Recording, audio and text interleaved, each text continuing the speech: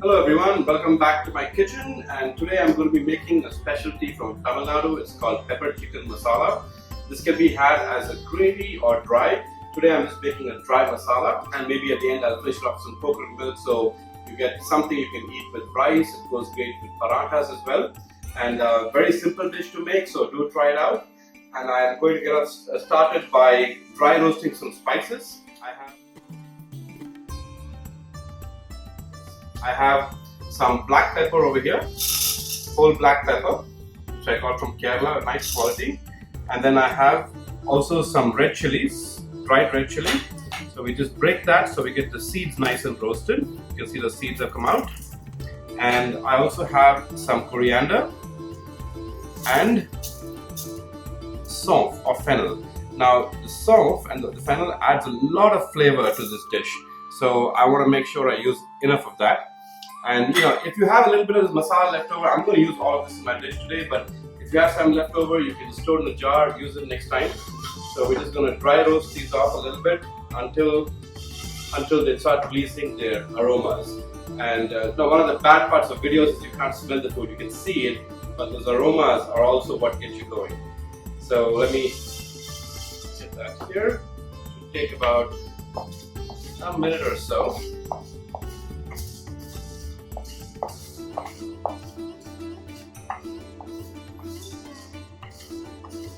Okay, it's getting close. I can smell it. It's almost there.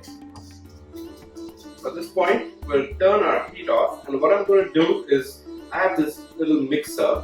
You can hand pound this with a mortar pestle, but the mixer just works so much faster. So I'm going to take these, put it in here, grind it to a nice powder, and then we'll come back and get the next step. Okay, so I've got my masala powder over here, my pepper chicken powder. You'll notice it's not very fine. I want it a bit coarse. I mean, that adds a lot of texture and flavor to the dish. So what we're gonna do is we're gonna marinate the chicken, and I'm gonna use about half of this right now and just dust it on the chicken along with some salt and some turmeric, which I have here. So about a spoon of salt goes in there, and about a spoon of turmeric as well. And to bring this all together, I'm going to add 1 teaspoon, no more, of ginger garlic paste. So this is ginger and garlic in equal parts that I've pasted. So drop that in there, and need to give this a bit of a stir. And the best way to do it, as always, is by hand. So just go ahead and stir that up. And this one doesn't need to marinate for very long, guys. I mean, if you marinate it for about 10, maybe 15 minutes, that should do it. And the good part is, while this is marinating, we can go ahead and get started with the next step over here, which is sauteing off the onions and the rest of the masala. So this is good, nicely coated. And what I do is I also score my chicken, and that way the masala gets nicely incorporated into the meat. Okay, so I have also on my stove some oil that should be hot enough. And I'm going to add 1 sprig of curry leaves to it. Green chilies, these have been just split down the middle, so about 2 of those. And add some garlic, whole garlic, adds a lot of flavor to the dish. And about 1 onion that's been finely chopped. So I'm going to let this cook off. It'll take about 2 minutes, and we'll be back. Okay, my onions look nice and brown now. So all I'm going to do is add my chicken to this. And we want to stir this for a couple of minutes so all the raw smell from this masala goes away and the chicken gets nice and roasted. Once that's done, we will add some water to this and let it cook until it dries out again. So this should take a couple of minutes. Let me go and fry them, and I'll come back and put some water in it. Okay, my chicken is nice and brown, looking good. I'm going to add some water. Notice I use the same bowl that has chicken masala, so we get any remnants of the masala.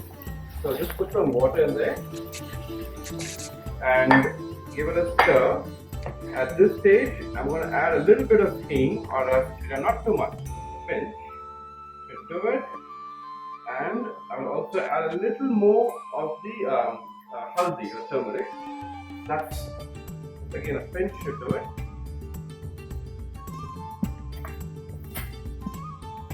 give it a stir, and now what we're going to do is cover this and cook until the chicken is well done. That should take about 20 minutes on about a medium flame.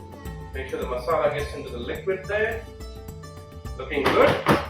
And cover it up. And then let it work its magic. Okay, so this has been cooking for about 20 minutes. And let's take a look. You can see all my water is dried up. I have a nice dry masala there.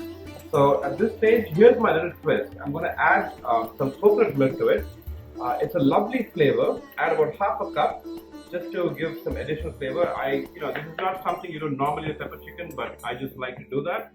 I'm going to add that, and our final step would be to add another sprig of curry leaves, so we get some nice fresh aroma of curry leaves in there, and also another teaspoon or so of our wonderful pepper chicken masala that we made earlier.